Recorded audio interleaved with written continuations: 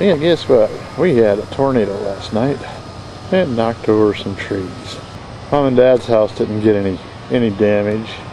However, all my beautiful big old huge oak trees got blown over. Like this poor little guy right here. Believe it or not, all that you see there, it looks like big hedges and stuff. Those are oak trees that have fallen over. And then there's the tree that hit my house. And right across the boat. And just on the other side of my car there's the kitchen, and that's where I was standing when that thing crashed. And it's weird, all night last night, saw all these big floodlights and stuff on the street back over here. It got hit the worst. Damn news team out there, they're out there all night long filming houses that have just sitting there torn apart, and they spent, 14 hours out there, and it's like, how much can you see? And they're still all lined up there, and it's like, hey, what's the point? It's all over with. How many pictures of this can you take? And it's a media circus here. I mean, this is Groveland, and got a tree down here on top of a boat if you want to see it. What's that? You've got a tree down on top of the boat over here if you want to see it. That'd be interesting. Yeah, why not? This way. Tonight at 5, living through the storm. Wow, the wind's really blowing, and then thump, thump, thump, thump, thump. Looked out the windows in my backyard, all the trees are gone. Local homes ripped to pieces. Backyards look like battlegrounds. Families barely dodge disaster. Tonight, news stories of survival and startling aerial looks at the daunting damage. Western News team coverage starts right now.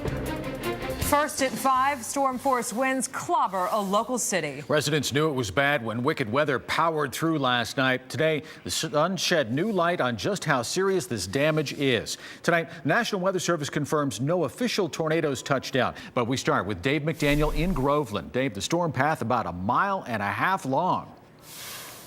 Well, that's right. 1.5 miles of 70-mile-an-hour winds slamming into 29 different houses. 4 of those 29 houses received major damage.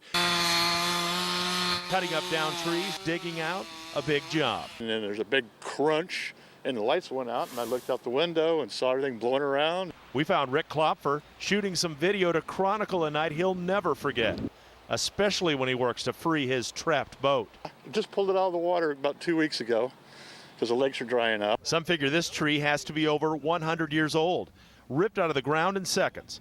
I stepped it off, 21 feet from one side of the root ball to the other.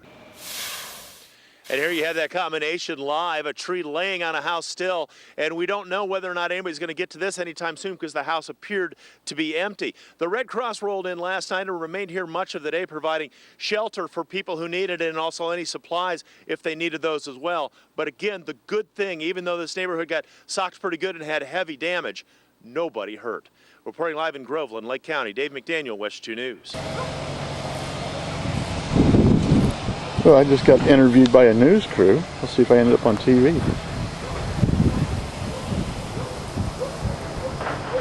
There's the lads right there. Hey, that'd be pretty cool, huh?